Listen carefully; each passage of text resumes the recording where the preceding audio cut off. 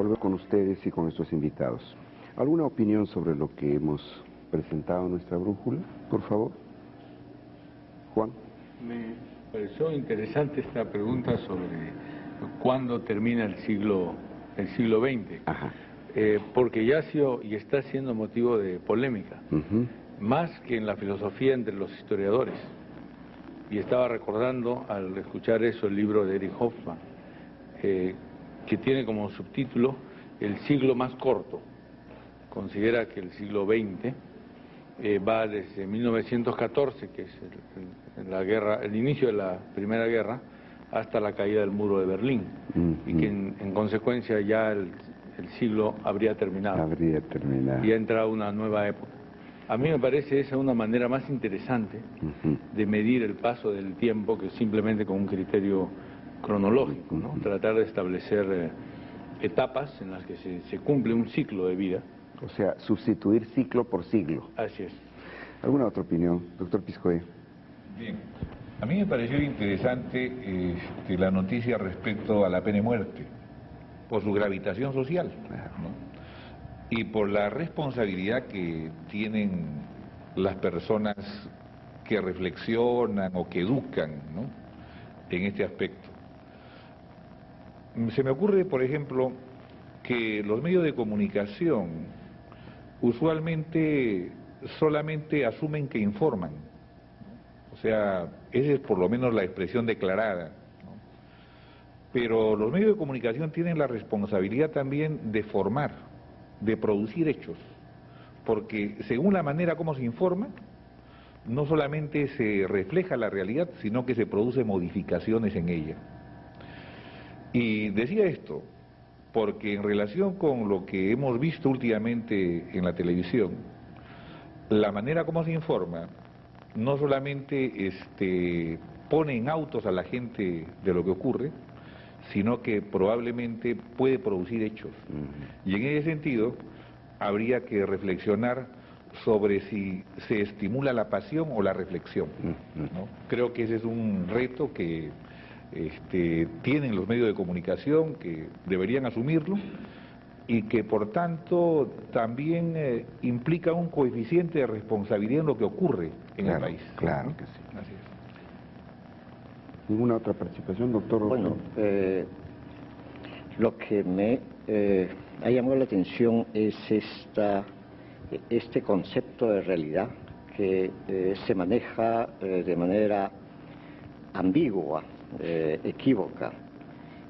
Justamente la realidad es la confrontación y las filosofías se distinguen por el concepto que tienen de realidad.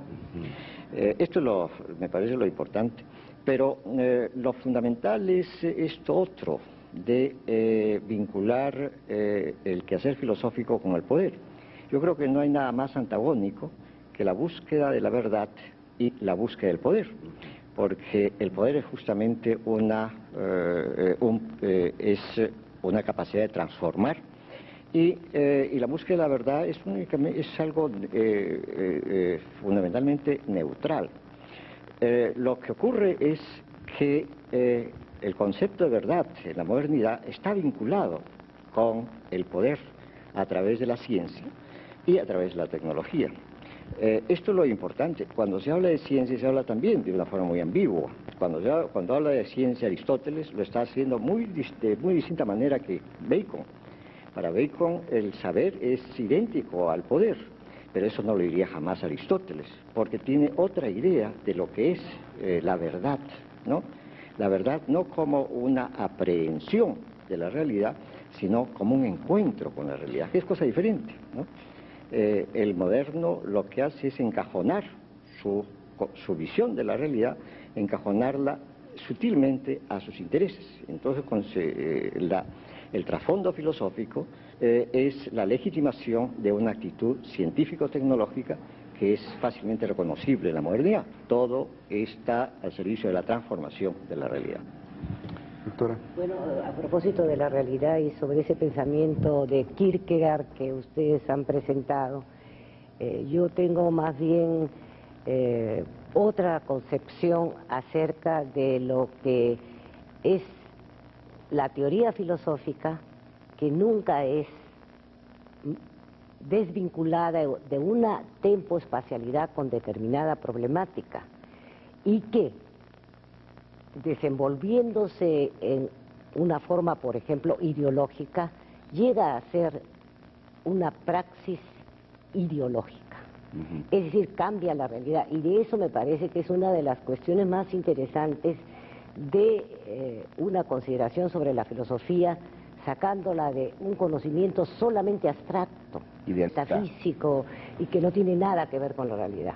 Yo pienso que la filosofía muestra en su transcurrir histórico que ha actuado sobre la realidad, y como su pregunta estuvo dirigida al terreno latinoamericano y un poco también a nuestras circunstancias actuales, yo quería referirme que la filosofía de la Ilustración, por ejemplo, que fue acogida por nuestros ilustrados en el siglo, desde mitad del siglo XVIII hasta principios del XIX, creó un movimiento basado en la razón y en la necesidad de que nuestra razón comenzase a operar libre de la dominación española. Y fue el fondo ideológico, por eso, que permitió la separación de España.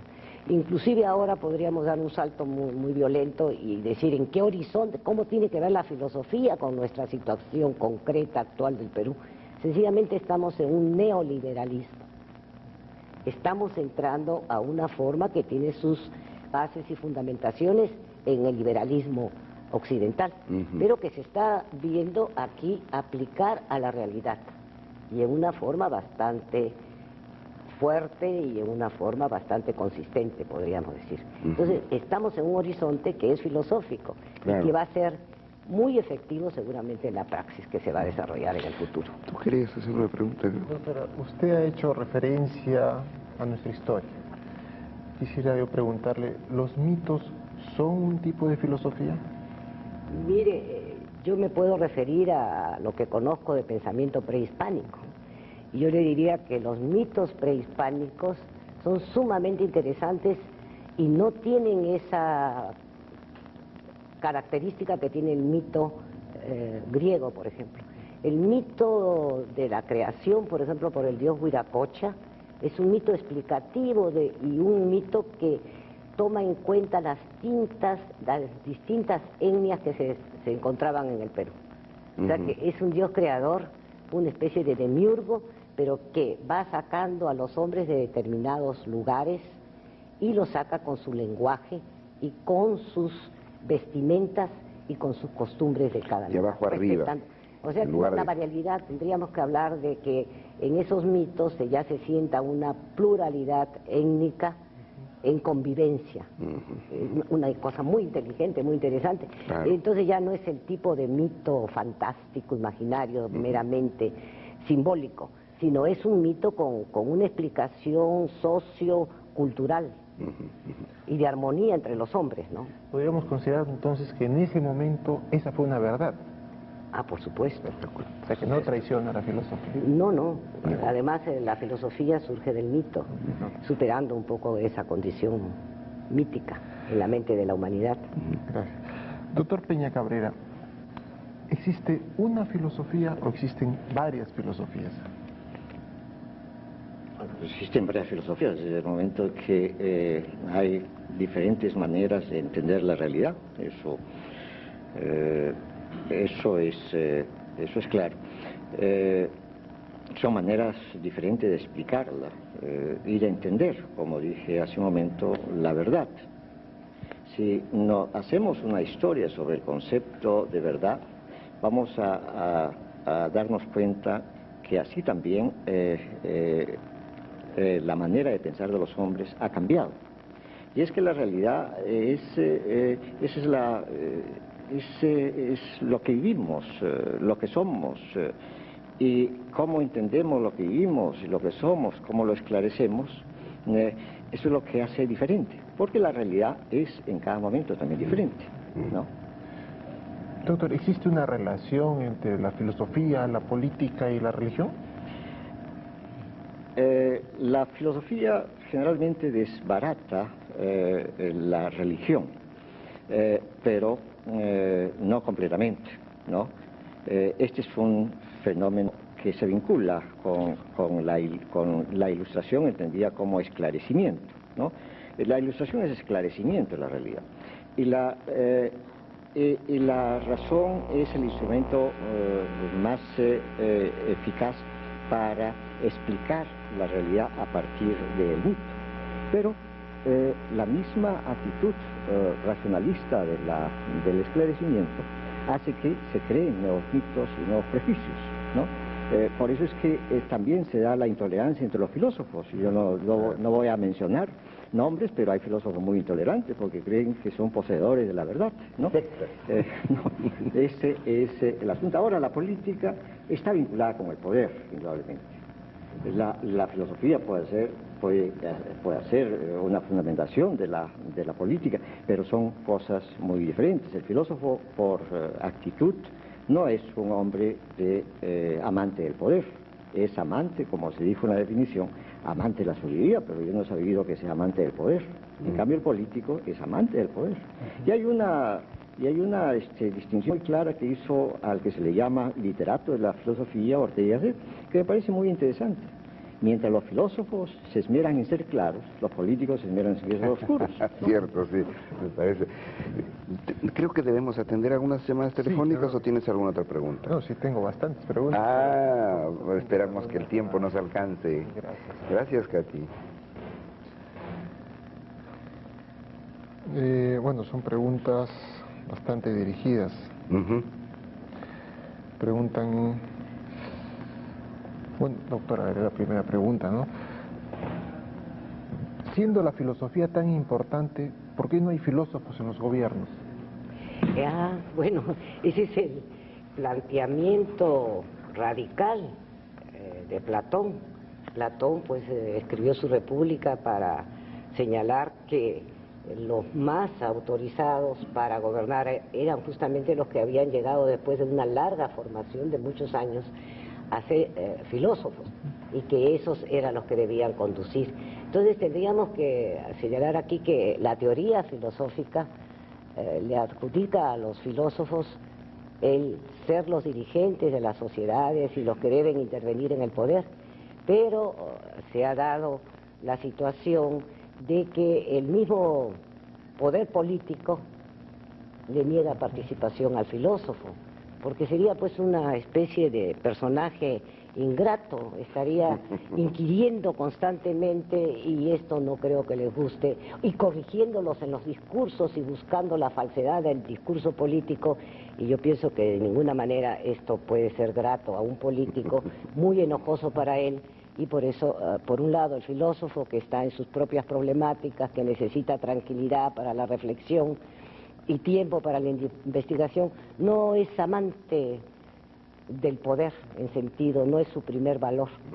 Entonces allí se daría pues una especie de explicación en la cual el filósofo rechaza un poco la acción de la política por también verle muchas fallas en la ética, en el comportamiento, en el discurso mismo, en la lógica, en la estructura del propio gobierno, y el político, bueno, es el que viene manejando la situación hasta el presente y no los filósofos. Sí, probablemente la política sea la antítesis de la filosofía. No tanto, porque la política ha tenido mucho que ver con el desarrollo filosófico de las teorías políticas, ¿no? Por ejemplo, la teoría monárquica, la teoría republicana, etcétera, pero eso se puede quedar para seguirlo conversando dentro de un momento.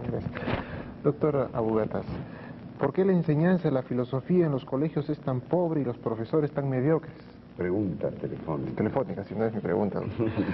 Me parece eso una exageración. En San Marcos y en otras universidades se ha dictado, y se dicta todavía desde hace muchos años, cursos de verano para profesores de filosofía. De colegios, dice, ¿no? Sí. De colegios, sí. Y ellos vienen generalmente en el verano y hay estos cursos. Y ahí muchos de nosotros hemos tenido ocasión de conocer a los profesores de filosofía en las escuelas, y esa no es la impresión que uno tiene. Es cierto que los programas de enseñanza de la filosofía en las escuelas son un poco anticuados, esa sí es mi impresión. y que podrían ser actualizados, podrían hacerse más interesantes. Menos rígidos, ¿no? Menos rígidos. Y mucho más interesantes para los estudiantes. Por ejemplo, si se pusiera más énfasis en este tipo de temas que se han tocado aquí, Sí, pues. de cuestiones de moral, ética. Realidad, ¿no? Porque para uno que se va a dedicar a la filosofía, es muy interesante conocer la historia y la filosofía en detalle. Pero para alguien que está en quinto de secundaria, no sé si Claro, sea tan... no le va a alcanzar el tiempo tampoco. Usted ha tocado el tema de la realidad y me permite hacer una pregunta. ¿En qué medida el filósofo participa constructivamente en la solución del odio y la violencia en la humanidad? Bueno, ese ha sido un tema permanente de reflexión filosófica, sobre todo en el campo de la moral y en la filosofía política. Desde que se hicieron las preguntas centrales sobre la política, que son las preguntas sobre la justicia y la buena organización de la sociedad, se aspiró a imaginar formas de organización que hicieran menos probable el uso de la violencia en las relaciones humanas y que garantizaran, desde antiguo además se pensaba así, la mayor felicidad posible al mayor número de personas. Platón, por ejemplo, consideraba que lo peor que nos podía suceder era nacer, pero ya habiendo nacido, lo mejor que podíamos hacer es vivir felizmente. Y yo creo que esa ha sido una constante de la filosofía. Doctor Piscoya, un televidente desea saber cómo se hace para ser filósofo. Bien. Mire, yo creo que es difícil decir eso, ¿no? Una receta inmediata sería matricularse en una escuela de filosofía, pero probablemente el televidente no está pensando, o sabe eso, ¿no? Y no es esa la respuesta que necesita. Yo creo que cualquier persona que busca comprensiones profundas en cualquier ámbito de la acción humana está en el camino de ser filósofo, ¿no? O de hacer filosofía.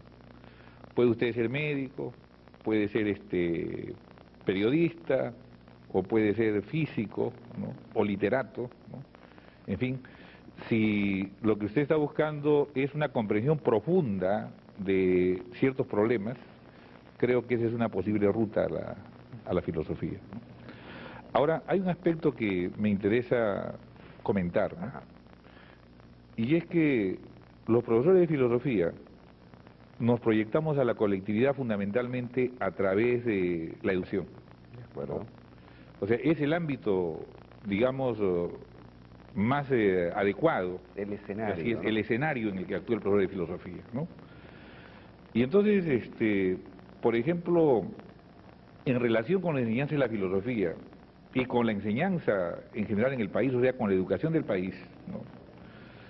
Lo que yo podría decir es que tenemos algo más de 350.000 maestros a nivel nacional, ¿no? Y a la Universidad de San Marcos llegan grupos de 30, 40, y en el mejor de los casos de 60 o 80 profesores. Pongamos 100. Pongamos 100, ¿no? En un caso muy optimista. Entonces, eso es un indicador poco representativo de lo que ocurre en el país, ¿no? Y en cambio hay otras cosas que sí creo que hay que aprovechar la ocasión para decirlas públicamente, ¿no? Por ejemplo, no hay ningún estudio hecho por el Ministerio de Educación, hasta donde yo conozco, ¿no?, sobre la calidad de la formación que dan las escuelas que forman docentes. O sea, la calidad de la formación que dan las universidades, o que dan los institutos superiores pedagógicos, ¿no? Eso, digamos, no forma parte de los documentos de diagnóstico. Descontando a los profesores sin título. En cambio, los documentos de diagnóstico nos dicen que más o menos un 60% de los docentes a nivel nacional no tienen título, ¿no? No tienen estudios pedagógicos, ¿no es cierto? Y por otro lado, esos mismos indicadores nos señalan que filosofía, por ejemplo, en la secundaria es un curso de 2 horas. 2 horas. Para filosofía y lógica durante un año, y entonces ocurre que los profesores no son necesariamente los especializados los que cubren esas horas, porque eso se da como, digamos, para cubrir la carga académica de los profesores, ¿no? O sea que el doctor Piscoy está un poco de acuerdo con la pregunta del presidente, ¿no? Así, de ese modo, digamos que se cumple con darle trabajo al profesor, darle una carga completa, aunque puede ser de historia, geografía o de otra especialidad. Entonces, ese aspecto, y yo creo que pues esa es la importancia de los medios de comunicación, ¿no es cierto? Uno dice estas cosas en el aula universitaria frecuentemente. Y no trasciende. Y no trasciende, pero aunque no parecen muy filosóficas, yo creo que en algún sentido lo son, ¿no? No, claro, la doctora Rivera decía la praxis, ¿no? Y creo que son de importancia que el país y quienes tienen la responsabilidad de decidir, ¿no?, reflexionen sobre estos hechos, ¿no? Yo diría que el padre de familia o la persona que llamó por teléfono probablemente merece una especial atención, porque por lo menos en la comunidad académica nosotros no tenemos ningún estudio serio que permita contradecirlo. De acuerdo. Nos han pedido un pequeño paréntesis breve y volvemos para la parte final de nuestro programa. Permiso.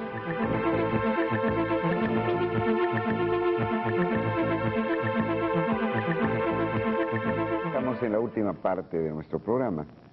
Arti estaba entusiasmadísimo para hacer una pregunta que nos lo ha comentado en este corte comercial. ¿Cómo era la pregunta, Arti? Una pregunta para todos nuestros amigos.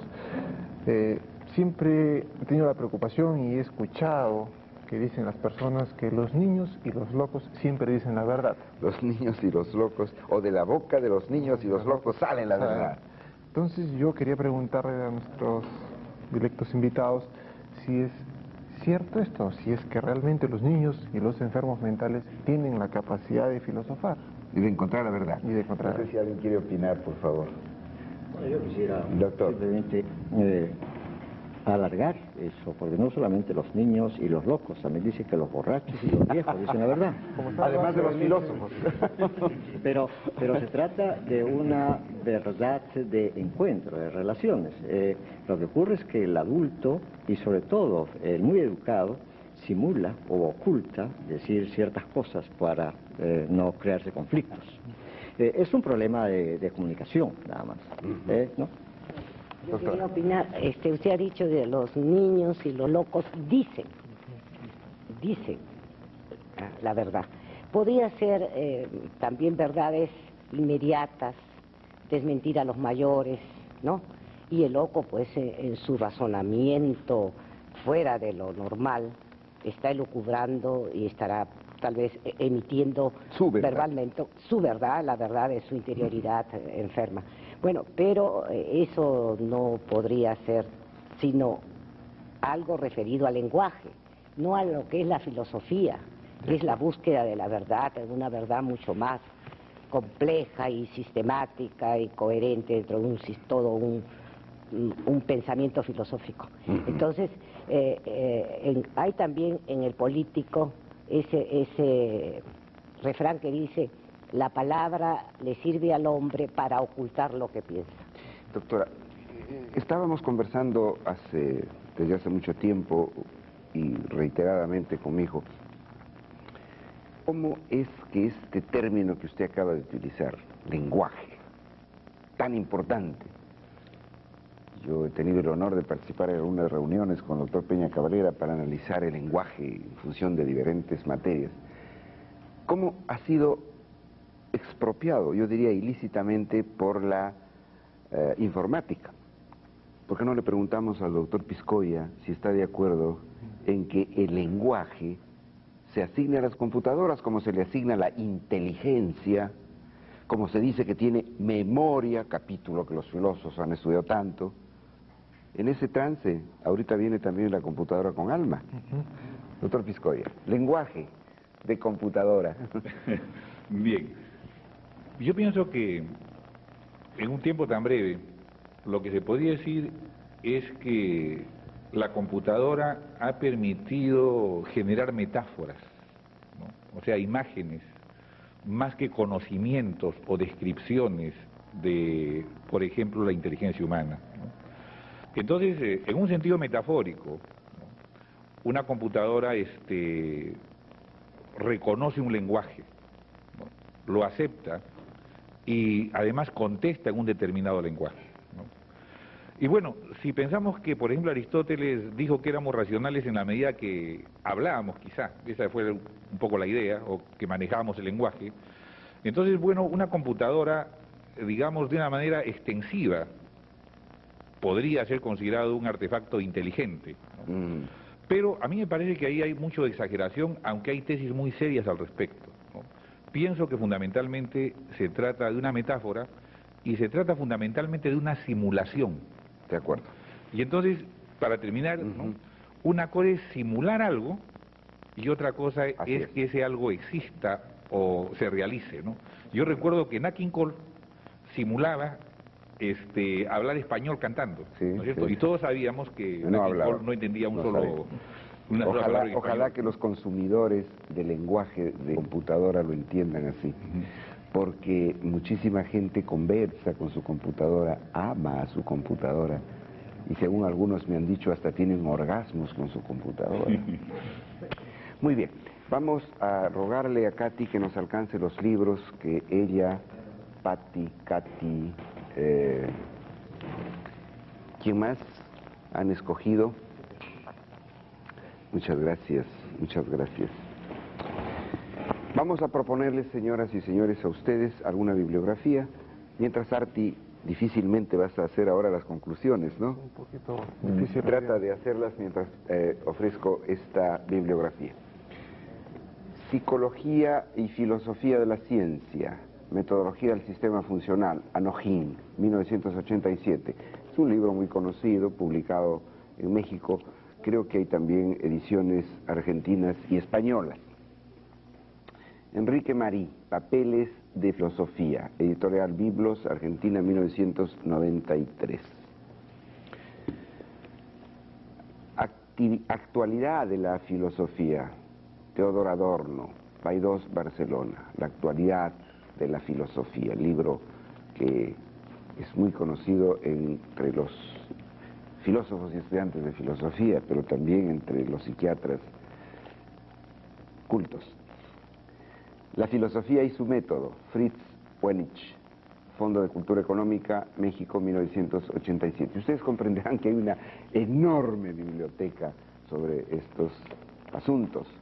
Filosofía de la vida, así no habló Zaratustra. Andrés Ortiz Océs, Artropos, Editorial del Hombre, España, 1989. ¿Qué es filosofía? Artur Danto, segunda edición, 1984, Alianza Editorial, editado en España. Por supuesto, uno de los libros de Karl Jaspers, Introducción a la Filosofía. Esta edición está en francés. Karl Popper, Pensamiento Político. Hace poco ha sido presentado este libro aquí en Lima, de Pedro Planas, publicación de la Fundación Friedrich Naumann, y la publicación se ha hecho en Bogotá, Colombia. Creo que es una buena revisión sobre este gran filósofo que ha escrito tanto también para nosotros sobre cerebro y mente. El vagabundo, Ninfas del Valle, Gibran Jalil Gibran, Biblioteca EDAF, Madrid, 1985. Cuadernos de filosofía, Juan Bautista Ferro, Fondo Editorial de la Facultad de Letras y Ciencias Humanas de la Universidad Nacional Mayor de San Marcos. Enseñar filosofía, un procedimiento decisorio para fórmulas monádicas de primer grado. Las definiciones del sofista, Víctor Licarrillo, igualmente publicación de la Facultad de Letras y Ciencias Humanas de la Universidad Nacional Mayor de San Marcos. Dominación y liberación, de Augusto Salazar Bondi, del mismo fondo editorial. La racionalidad, Francisco Miro Quesada, Luis Villoro, Juana Bugatás, Luis Silva, Luis Piscoya y otros autores. La Universidad Nacional Mayor de San Marcos, que tiene una actividad bibliográfica y editorial muy, muy grande, y que felicitamos y agradecemos desde este programa. Aquí está una revista, la Revista Peruana de Filosofía Aplicada, que nos la acaban de enviar, que edita Miguel Polo y Manuel Paz y Miño. Muchas gracias por el contenido de la carta que acompaña a esta revista. Archivos de la Sociedad Peruana de Filosofía, dedicado a Jorge del Busto Vargas. La doctora María Luisa, que es presidenta de la Sociedad de Filosofía, nos ha entregado este volumen. Hoy día no he tenido el tiempo de revisarlo, pero supongo que es del más alto nivel. El doctor Luis Piscoya Hermosa ha tenido la amabilidad de entregarnos este libro, que es de su autoría, Metapedagogía, un enfoque epistemológico de la tecnología educativa. Agradecemos a todas las personas que nos han escrito y nos han enviado referencias, así como las solicitudes que hacen para otros programas. Tú tienes ahí mucha correspondencia. ¿Puedes decir algo, por favor, aunque el tiempo nos está ganando? Primero las conclusiones. Las conclusiones. La ponemos a consideración de nuestros invitados. La filosofía ha existido siempre, es anterior a la ciencia y creo que hasta podría considerarse la madre de las ciencias. En tal virtud seguirá existiendo y ese es uno de sus poderes. Negarlo es ya filosofar. El poder cultural en una persona o en un pueblo es intrínseco al poder de filosofar. Filos o filein es amor y sofos saber. Sentimientos y conocimientos son columnas de la civilización. Y la última conclusión, gracias a la doctora Rivara de Tuesta, que se ha apiadado del tema y de mí, me ha permitido hacer una cuarta conclusión. El personaje de las conclusiones. Y que realmente había yo obviado, que la filosofía no solo es teoría, sino también praxis. Práctica. ¿Algo más que agregar, por favor, a estas conclusiones? Entonces, lo dejamos ahí, como dicen algunos. Y no maldecir la oscuridad, y para intentar llevar la cultura al poder. Muy buenas noches.